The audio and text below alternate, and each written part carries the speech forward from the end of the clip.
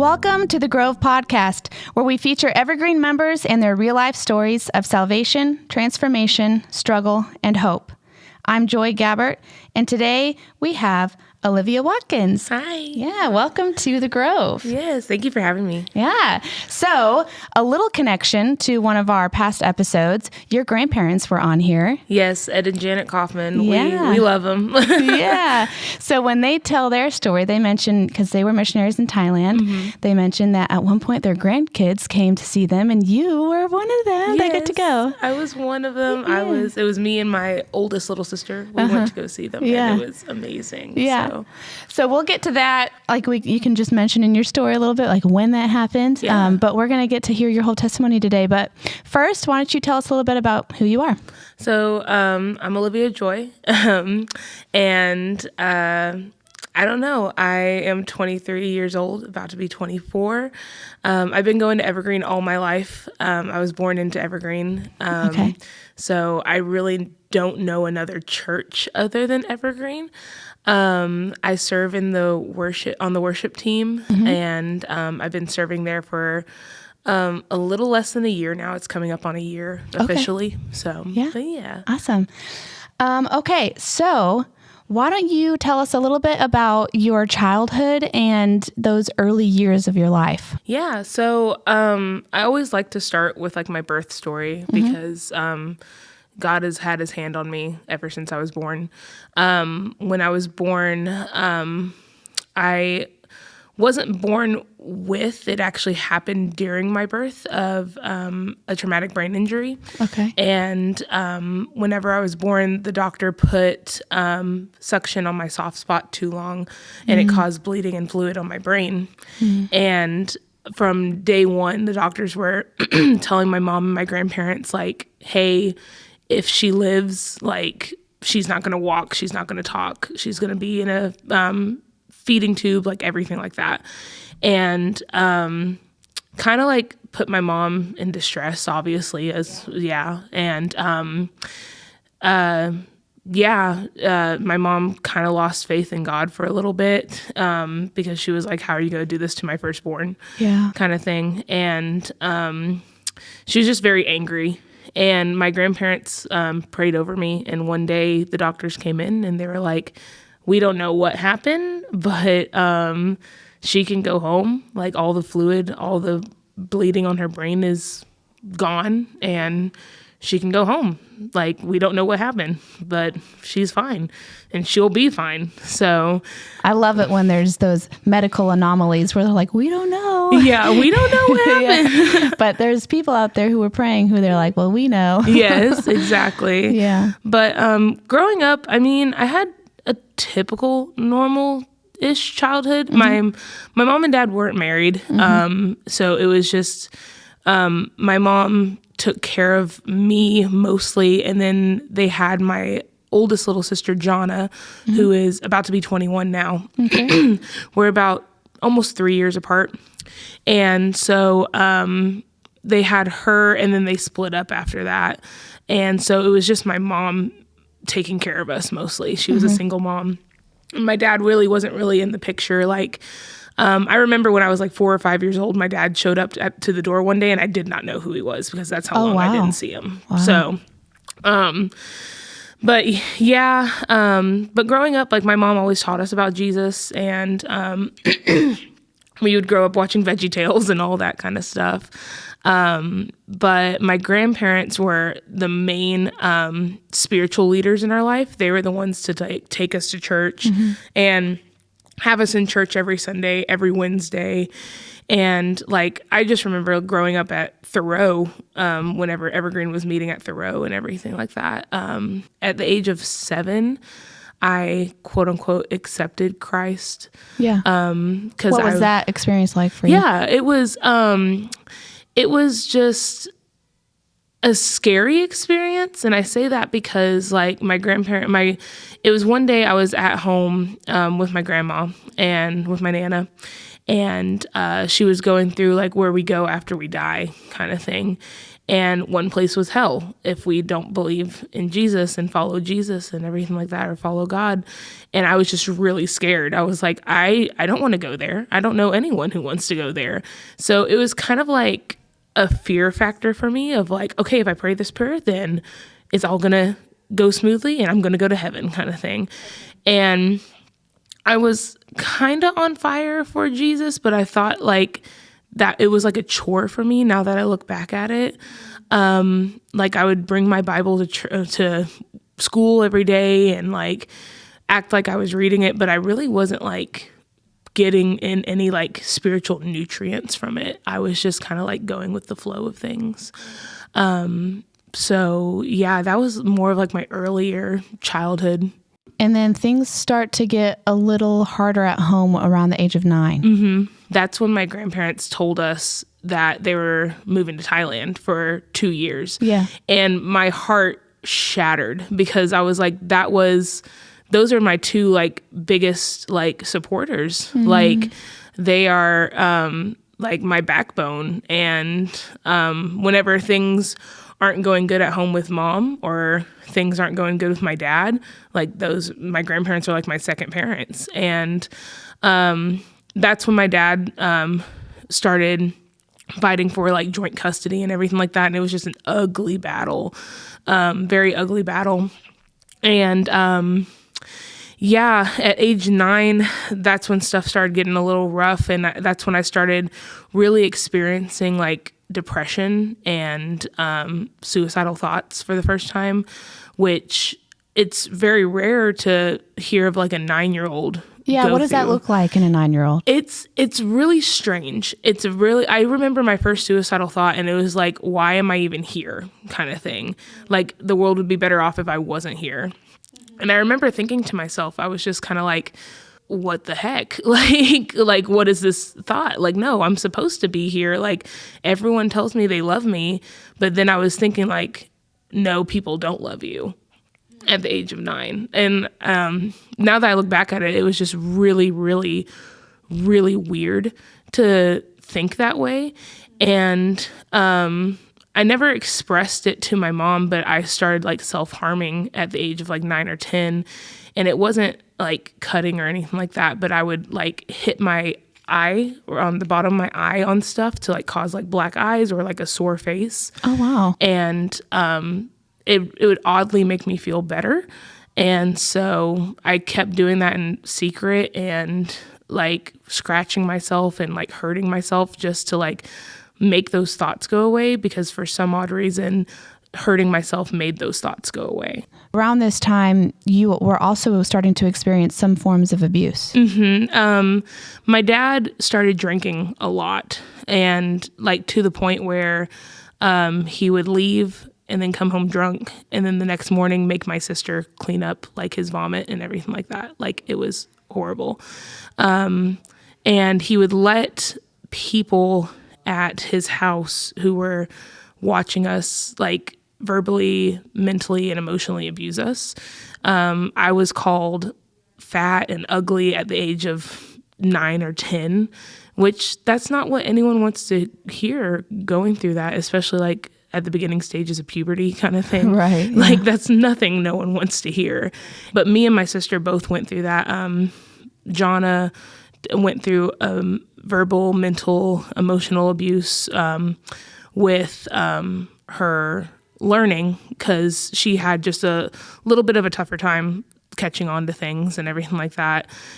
So they would make fun of her and tell her like, there's nothing wrong, it's just in your head kind of thing.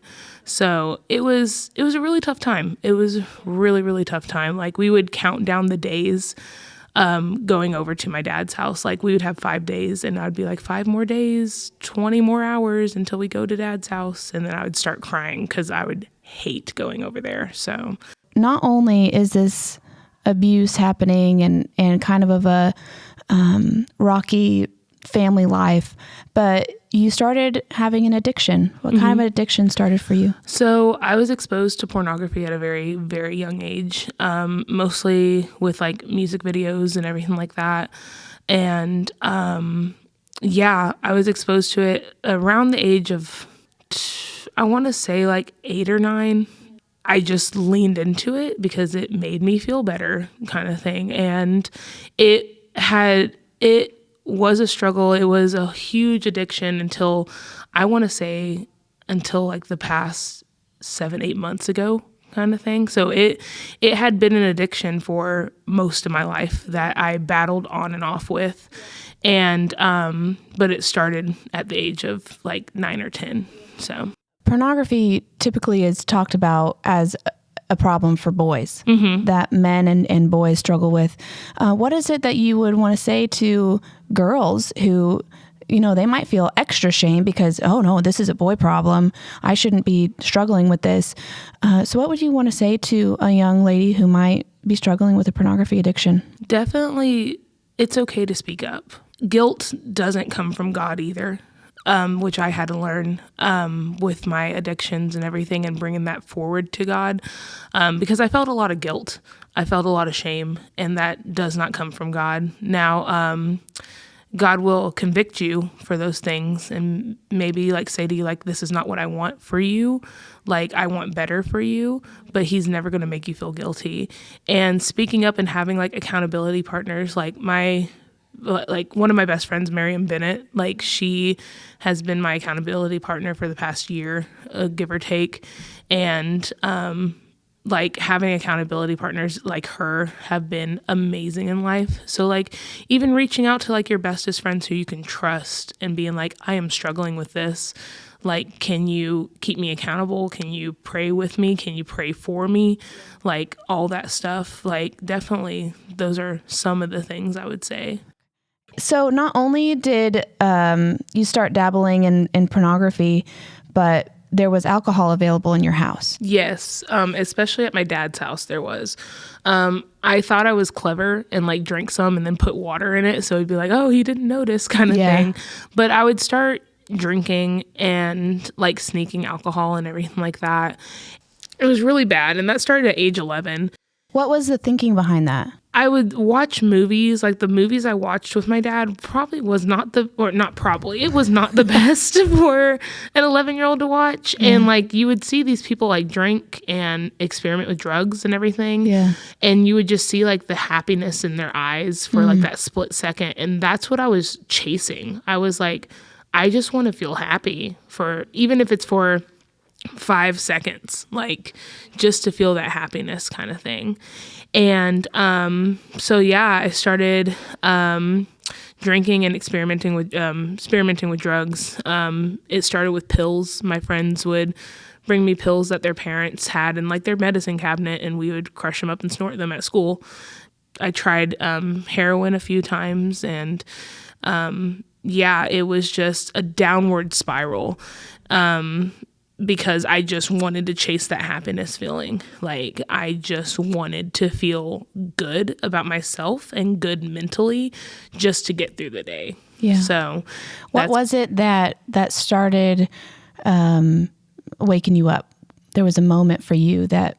Yeah. So I was about 15 years old. So I was experimenting with drugs and drinking for about 4 years now, 4.5 years.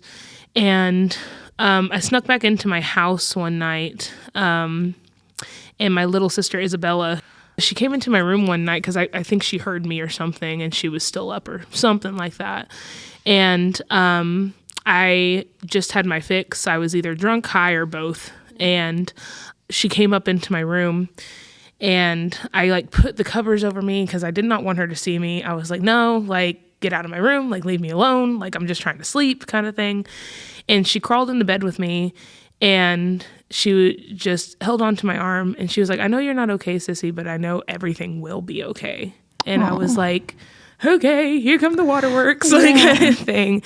And I just realized, I was like, you know what, if I'm not gonna change for myself, I'm going to change for my family, because that's one thing I should be fighting for is my family.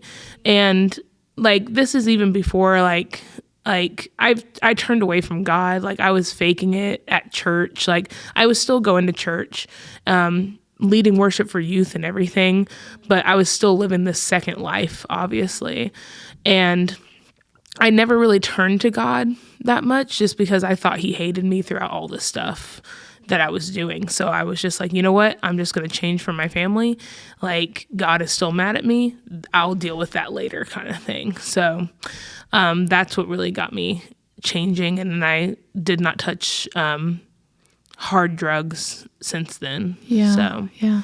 Well, what a sweet moment though for, a little sister, 5 or 6 years old, and she noticed something about you, and she was trying her best to comfort you, and how good of God to use that moment to help you to stop some of those things. Yeah, I love that. So you continue in this life for a while, and at age 16 is when you start becoming sexually active. Yes. It wasn't more of like, it was kind of like a shameful feeling, because everyone who I was around, like my friends and everything like that, they were just like, oh, like, we're doing it. Why aren't you doing it? And I'm like, no, because I need to save myself for marriage. And they're like, well, that's stupid. And I was started thinking to myself, I'm like, well, that is kind of stupid. When you think about it, at that age, I was like, that is kind of stupid. Like, why does God tell me I need to wait till marriage? Like, everyone else is doing it. Why shouldn't I, kind of thing? So that was my mindset. And so yeah, at 16, I started becoming sexually active. And I remember going to like the doctor to get birth control pills. I started lying to my mom, like, I just need birth control because of this and that, kind of thing. But in reality, I was like, no, like, want to stay safe, kind of thing. Yeah. So, yeah. But then yeah. you met a gentleman, correct? Yes, at 18. Okay. At 18. At 18, I met my now ex. We met off a dating app. Okay. And I just graduated high school. This was December of 2019. Yeah, December of 2019. And met him, literally, like, thought he was the love of my life when I first met him, kind of thing. It was like sparks flew, blah, blah, blah. And he was just a really, really crappy dude from the get-go. But I was so, like, blinded by it, because I was like, no, like, he's the one, blah, blah. And it just, like, we were off and on for about, I want to say like a year and a half. And then it started getting serious when I turned 19. After I turned 19, before I turned 20, like a few months before I turned 20, it started getting serious. And he asked me out to be his girlfriend, and we were like, okay, yeah, let's make it official. So, And he wasn't in Oklahoma though, right? He was not. He was in Arkansas. He was in Gentry, Arkansas. So about hour and a half away, give or take. So yeah. So y'all would have to drive to each other to yeah, to see each he other? mostly drove to see me, and then when we started officially dating, I would drive over to see him and everything. So Okay. So you said that when you first became sexually active, you were on birth control. However, when you and he got together, you became pregnant and miscarried. Is that right? Yes, miscarried I was 19, almost about to turn 20. It was like a few months into our relationship, like very, very fresh. Yeah.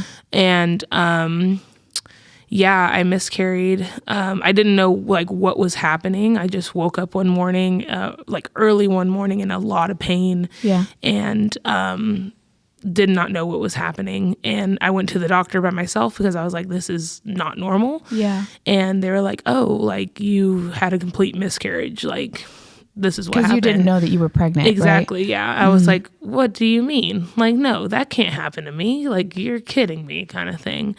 And I told him, and he was like the most upset I've ever seen him. Like, because he was sad about it? He was sad. Yeah. He was really, really sad about it. And I feel like that's what made me fall for him even more at that time, is because I was like, oh, he actually cares, kind of thing. Yeah. And I was just like, oh my gosh, I'm falling in love with him even more every day, which I knew, like, it was such a toxic relationship from the get-go.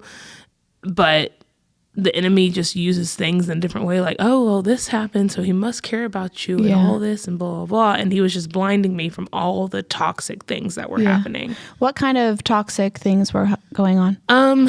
So he would just like comment on my weight all the time in a bad way. Like he would just comment on my weight all the time. He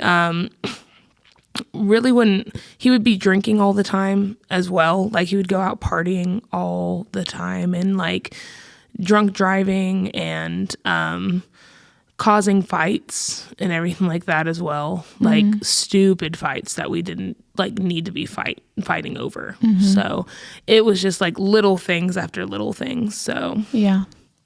Okay. So while you're in this relationship, then you also get diagnosed with depression. I was diagnosed first with severe depression and generalized anxiety disorder. I went to a doctor and I was like, I have been struggling with this almost all my life and I really need to figure out what's going on. And my poor grandparents, like they put me on, they didn't put me on medication. They put me on like CBD oil and everything like that. And granted, it helps some people, but for me, it was just not working. And I was like, I feel even worse than I did before kind of thing. And I went to this doctor and I told him, and I was like, hey, I'm experiencing mood swings. I'm experiencing anger. I'm experiencing severe depression lows. I'm experiencing highs of this and everything like that. Like, what is going on? And he was like, oh, you have severe depression disorder and generalized anxiety. And I was like, what? There's more going on than just depression and anxiety. Like, I know there is. And he was like, nope, this is it. Like, here's your medication. Okay, get on your way kind of thing. And I was like, okay, fine. And he also commented too, like, well, your weight has something to do with it as well. And I was like, my weight has nothing to do with me feeling crappy all the time. Like, so it was just like an up and down roller coaster of like, well, if I lose weight, like, will I feel happier? If I don't, will I feel even more sad and all this and blah, blah, blah. So, but yeah. Well, I mean, this is something that you started struggling with when you were a child. Yeah. So yeah, you're just like, this has been so long. Please find me some kind of help. Exactly. Okay. So then you are progressing in this relationship as well. And it just continues to get more and more serious, and you all move in together. Is that right? Yes. So we moved in together when I was 20, and I moved to Arkansas for him. I moved to Fayetteville, Arkansas, and got myself a little apartment, and he moved in with me. My mom knew he was moving in with me, but my grandparents did not. Sorry, Nana and Papa. They know now, yeah, he moved in with me from the get-go, and things were going really good for like the first month or two. And we talked about marriage like all the time. Like all the time we talked about marriage. And he was like, well, I do want to marry you. Like, it's kind of like a fake proposal in a way, or like a weird proposal. And I was like, okay, sure. Like, let's figure it out. And so there we were, just trying to figure out when to get married and everything like that. And then things started getting really bad after that. He started to become very sexually abusive, like very, very pushy and everything like that. And he went out drinking a lot more and partying a lot more, like living like this like irresponsible life. And me being me, I was like, I'm just worried about you. Like, you're coming home drunk almost every night, and like you're threatening to kill yourself because you're drunk. And like, I'm not doing well either. Like, obviously with my mental health, it was not doing well with my mental health at all either. And it was making me worse. Like, I had a suicide attempt when I was with him, just because I was like so done with everything. And then with my Aunt Kathy being sick and everything like that, she ended up passing away, and he showed up drunk to her funeral. And I was like, I'm stuck in this relationship that I moved 2 hours away from home. Like, I don't know what to do. Yeah. So. And you were also supporting him, is that right? Yeah. He had a job, but he was making like maybe $400 a week, maybe that. And so I was struggling, like asking my grandparents for money all the time and like my mom for money all the time. Like they were basically paying my rent and everything like that because like I was just so irresponsible with money and also supporting him and just, yeah. And then it led to me drinking again and also smoking marijuana again and everything like that just because I was like, don't know what to do. Like, I'm done. So, but you guys are sort of engaged. So what was happening in the relationship that made it to where you all didn't end up getting married? So he would change his mind all the time. So he would just be like, I want to marry you one day. And then the next minute he's like, I don't want to marry you. I don't want to be with you, blah, blah, blah. And then the next minute he would be like, oh, I want to marry you. I want to be with you for the rest of my life. So it was just like... narcissistic. Yes, very narcissistic. And I was like, so what do you want? Because I went back to him 3 times. And I told him one day, I was like, I'm not going back to you again. Like, I need to know what you want. Because he was like, I want to break up. And I'm like, are you sure that's what you want? Because I'm not going back to you again. And he was like, well, I don't know what I want. I'm like, well, you need to figure it out. Like, you need to figure it out. And so we started trying to figure it out, and things were going good. And then one day he comes home from work, and he comes home from work and everything like that. And I was sitting on the couch, and I don't know how, like, it got brought up, but he started smiling at me, just like this devilish smile. And he looks at me and he was like, I've been cheating on you this whole entire time you've been down here. And I just looked at him and I was like, you're joking. Like, you have to be joking. Like, no one says that with just like a huge grin on their face. And he proceeds to show me his phone, and all these women are just all over his phone. And I was like, cool. I feel like an idiot. Like, it was horrible. It was just a horrible, heartbreaking experience, because I was like, what have I done? Like, I'm in an all-time low. Like, what have I done? And I'm like, I moved away from home for you. Like I started this new life with you. Like, I'm stuck. And so that's when I was just done with everything, and ended up breaking it off with him. But that same day I realized I was pregnant with him. Yeah. So, but it was really rough day. Man. So, I mean, that would be very difficult. So you find out that you're pregnant, but then also finding out that this relationship is over, and you've been struggling with depression and suicidal thoughts. And so now you are here in this place and wondering, like, what am I going to do with this baby? So what was that process like for you? So that night I had to call the cops on him because he put his hands on me and he hit me, and he beat me and everything like that. So I had to call the cops, and I had my mom on the phone, and apparently he told the cops that I was pregnant. And my mom was on the phone on speaker and everything, and the cop came in and he was like, oh, like, he said you were pregnant, like, are you okay, blah, blah, blah. And I was like, yeah, I'm fine. And my mom sits there and she was like, what do you mean you're pregnant? And I was like, I'll talk to you about it later. It's 3:00 in the morning. I need to figure out what I'm going to do, kind of thing. And so I basically was up all night. Like, I remember this so directly, just being up all night. Like, what am I going to do? Like, I cannot raise a child right now. I cannot. And I called up one of my old friends now. We're not even friends anymore.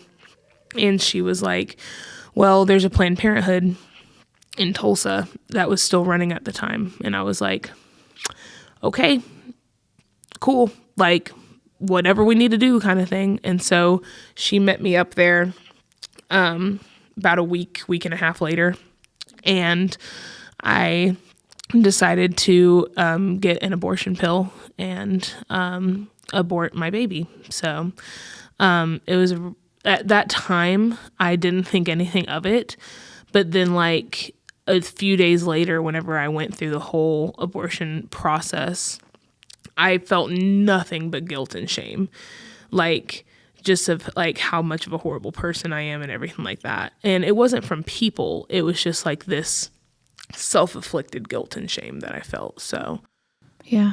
Tell us a little bit about that experience for you. So you said that you got the abortion pill. Mm-hmm.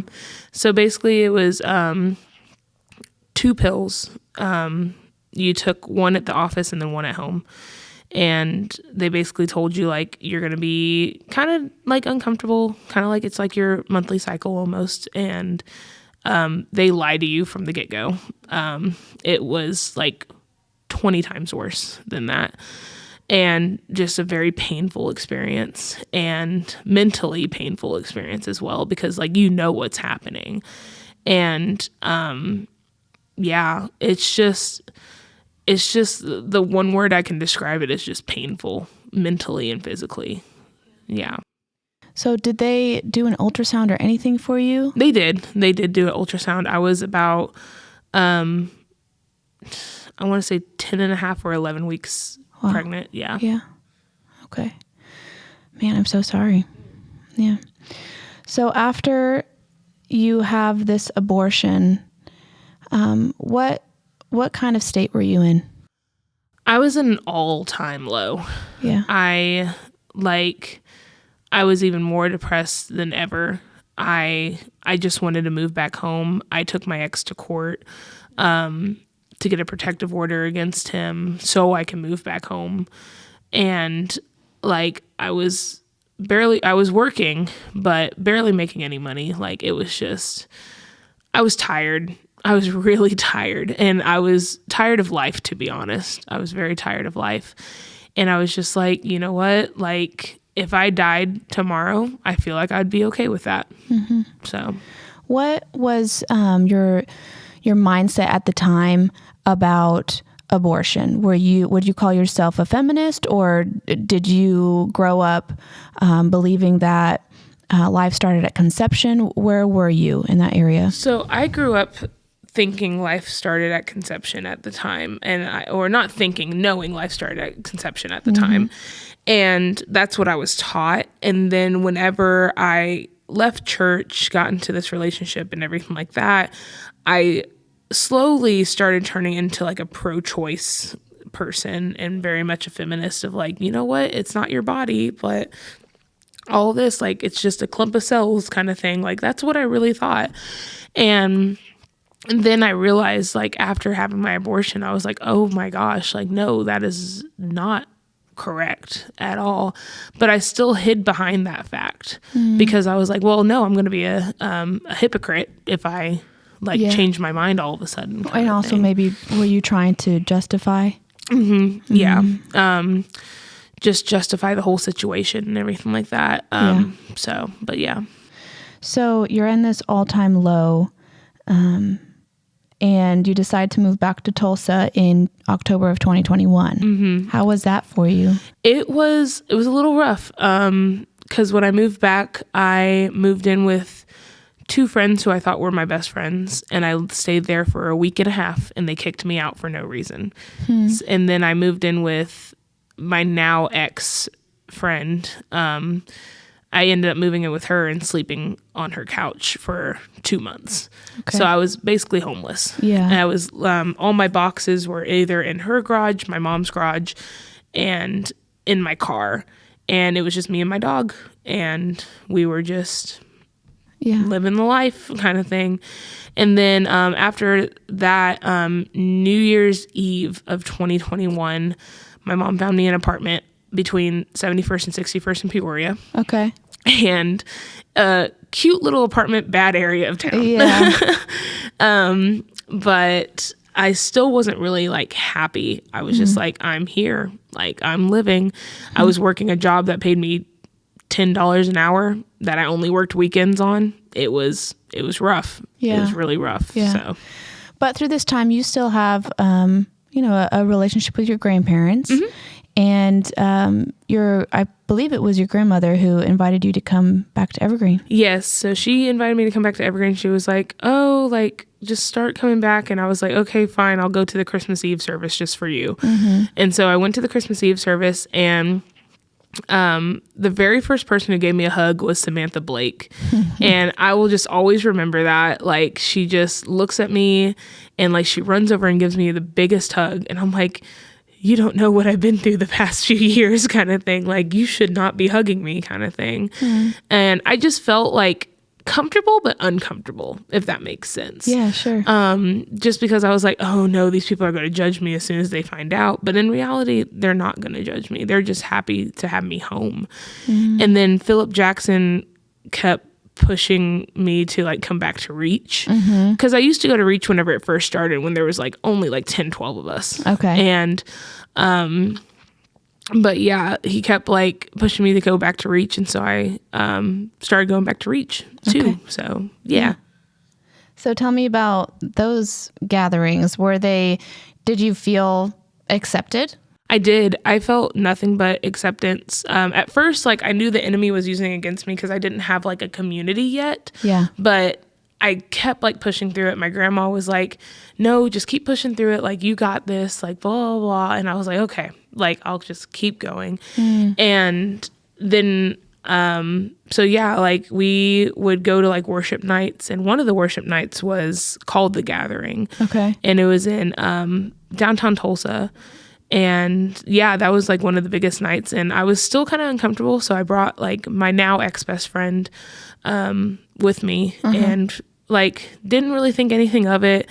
But as soon as I walked in, I felt nothing but love. Like Joanna Linson and Allison Freeman, like, they saw me, ran up, gave me the biggest hugs I could ever imagine and everything like that. And yeah, it was just an amazing feeling. Yeah. Tell me about that experience, because something happened that night. Yeah. So I went to the gathering that night, and I was like faking it till I made it. So like they were playing worship music. I was like raising my hands, like closing my eyes, acting like I was like this good Christian two shoes, like kind of thing. Well, you knew what to do. You grew up in church. Exactly. Like I knew what to do. Yeah. And I didn't listen to any of the sermon that Dusty from The Crossing, he was preaching that night. And I didn't listen to any of the sermon. I was on my phone the whole entire time, to be honest. But he said one thing that really got me. And it was like he was talking directly to me. And he was like, what is your identity? And I just put down my phone, and I was like, what do you mean? Like, I'm Olivia Joy Watkins, like born in Tulsa, Oklahoma, like kind of thing. And he was like, no, like, what's your identity without Christ? And I was like, oh, I don't want to hear about that, because Christ is mad at me. All my life he's been mad at me. Like, I don't want to hear that. And then he was like, because God wants to have you from like wherever you are right now. He just wants you. And I was like, no, he doesn't. Like, that's a lie. Like, quit lying to me, kind of thing. And so at that time, like, I was going through some stuff, obviously, like just moved back, figuring out like mental health stuff.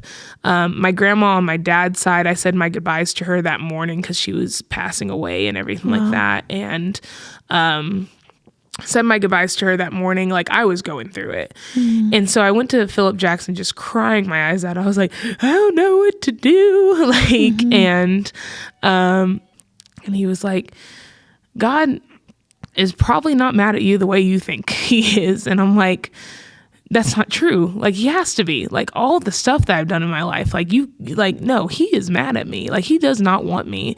And he was just like, no, like, he wants you, like, wherever you are in life right now. Like, he wants you. And I was just sitting there, and I was like, that's not true. Like, that's not true. And Philip was like, it is true. And he was like, and I can show you what that looks like. And I was like, I want to know what this loving God is. I want to know, like, who he is. I want to know, like, why he loves me, and like, why does he want to love me? And Philip was like, it sounds like you want to be saved. And I was like, yeah, I do actually. And so yeah, like he was like, okay, well, I'm gonna have you lead the prayer. And I was like, wait, what? I was expecting it to be like when I was 7, my Nana led the prayer. Dear Jesus. Dear Jesus. Yeah. Repeat after me. Exactly. And so I just sat there and I just confessed every little thing I have done in my life, every single detail. That prayer took about maybe 15, 20 minutes. And I was just crying my eyes out. And I was like, Lord, like, I just want you to be in control of my life. Like, I'm done fighting. I'm done trying to hide it. Like, I'm done. And that night on May 22nd, 2022, I accepted Christ. I love that. I have a question about that, though. You said, I mean, you're sitting there, you're with Philip Jackson, and your prayer is a confession. Mm-hmm. Had Philip ever heard these things before about your life? Oh, no. So how was the response then that you got from him? It was just like, I looked up and I'm like crying my eyes out, obviously. Yeah. And Philip is crying too. But like, it's just like the biggest smile on his face. Yeah. Like, it was kind of like a welcome home sister kind of smile, like smile. And so I will always cherish that moment. Yeah. So Yeah. I love that. And you know, one of the reasons I asked that question was because, I mean, like we were mentioning before, we have this idea of if I tell somebody about my sin that they're going to meet me with some criticism and judgment and anger, and they're not going to love me. And that wasn't your experience. Yeah. And you were instead met with open arms and a new beginning in Christ. I love that. Okay, so now you are free in Christ. Tell me about then the next little bit after becoming a believer. What was that like for you? it was a little, rough. I still smoked marijuana and drank often, but then I was like, no, like, I'm gonna get my crap together kind of thing. Like, I'm really going to get my life together for Christ. Like, I want to start living for Christ. And this is not what Christ wants. This is not what Christ wants me to do with my life. So I started, stopped drinking as much and stopped smoking marijuana.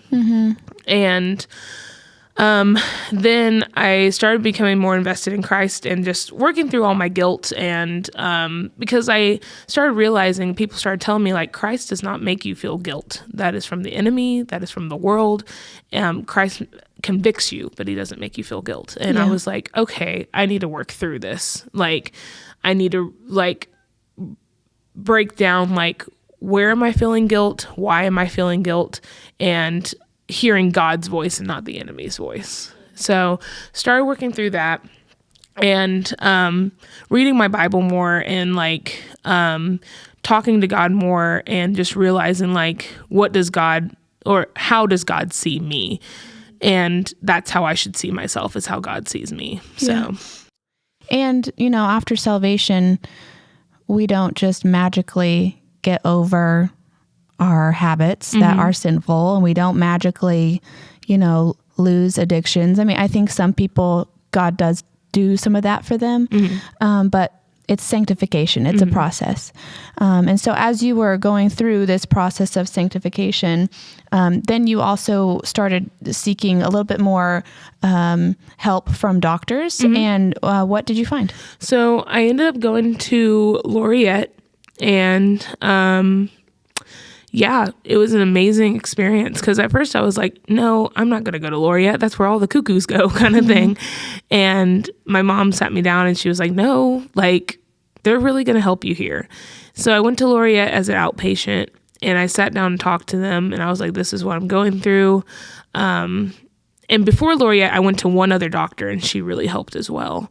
And this doctor diagnosed me with bipolar depression. And then I went to Laureate, and it turns out I had beginning signs of schizoaffective disorder as well as bipolar depression. So it was just making sense. Like, I was like, oh my gosh, like, this is all making sense now. Like, this is why I'm going through all this and all this. And then the doctor also said, like, this probably has some to do with your traumatic brain injury when you were born. And just because of like where it was and everything like that. And I was like, oh my gosh, like, and then they put me on like this cocktail of medications that have been helping me for the past, I want to say year and a half now. So correct medical diagnosis can lead to correct medication. That's helping you out there. And therapy good. And everything like that. Yeah. That's encouraging. Okay. So then tell me about, because you mentioned earlier when we were talking about your pornography addiction, that's only a recent thing that you've started to be free from. Yes. So about 7-8 months ago, maybe even longer, is the last time I watched pornography, listened to pornography, whatever. And it really helped with my really good friend, Miriam. She is my accountability partner and everything like that. And like, she really got me through it. And but also just like praying and everything. I'm like, God, like, this is not what you want from me, and this is not what I want for myself. Like, please, like, just help me get through this, like, walk through this storm with me and everything. And him, like, helping me through those temptations as well, and like giving me the people and the resources as well with those temptations have been nothing but amazing and so merciful as well, because like, God is such a God to be so just to be so merciful. It just amazes me, because he very much could say like, no, you've done all this in your life, I'm not going to help you with this kind of thing. But he's like, no, like, you're asking for my help, you're crying out for my help, I'm going to help you. So tell me, since you've become a believer, how has your healing process with the abortion been? It's been really, really good, just working out through that and working out, like, not to feel guilty about it anymore. And it's in my past. And my past is in my past, and my past has been forgiven. And also just forgiving myself. Like, it's okay that I messed up and everything like that. It's okay that I messed up, and that's why Jesus came to die for me, because of my mess ups. Yeah. So what has your experience with the church and the abortion been? With Evergreen, it's been like, with Pastor Michael, like, preaching on it sometimes, like, at first I felt like really like guilty for it, because with Michael, he just preaches the truth and nothing but the truth. And I had to realize that it is the truth, and the truth is hard to hear sometimes. And it's not coming out of a hatred for me, or a hatred towards women or people who have gone through this. It's coming out of love and preaching the truth on that, to be like, hey, like, this is not right, please don't see it as right, kind of thing. But I've visited churches though who were just preaching hate on it, and I was just like, like, maybe I shouldn't mention my story with like these people. But here at Evergreen, I felt nothing but like love and truth with all that. So well, that's good to hear. Yeah. So then, how did you get involved with the worship team? So one day I was sitting in main worship, and I'm a recording artist here in Tulsa and everything, and I was just like, man, I really want to start using my gift for God. And God was like, well, go talk to Zach. And Zach Dietz, our worship pastor. And I was like, no, not going to go talk to Zach, because Zach knows what I've done in my life, kind of thing, or at least a little bit of it, kind of thing. And I was like, nah, he doesn't want someone like me on the worship team, like representing Evergreen. Like, no. And God was like, okay, we're going to change your mind about that. So a couple weeks later, I went up to Zach and I was like, hey, question, what do you think it would look like for me joining the worship team again? And Zach, just with a huge smile on his face, was like, all right, let's do it. I will talk to you about it. I will get in touch with you, all this, blah, blah, blah. And I was like, okay. So, but Yep. Another lie of the enemy, that you have to be perfect to be up there on that stage. And, we're all sinners. The Bible says that we all have sinned and fallen short of the glory of God, and no one is good but Jesus. And so, in order to be part of the worship team, you just have to be a changed sinner who is now a saint and, following the Lord and wanting to shepherd the flock into worship and into the kingdom of God. And that's where you and I met, was the worship team. And I'm so happy that you're on that team with us. And what style of music is your recordings? So I'm an R&B indie pop recording artist. Yeah. Where can people find your music? So it's on Spotify, Apple Music, YouTube, almost every music platform out there. And my artist name is Ojoy. It's literally the letter O and then a dot and then Joy. So short for Olivia Joy. Okay. So yeah. Cool. Yeah. Well, I hope people look you up. I hope so too. I've heard some of your stuff. It's fun. Yay. Thank you. Yeah. So then let's wrap it up. Where are you today?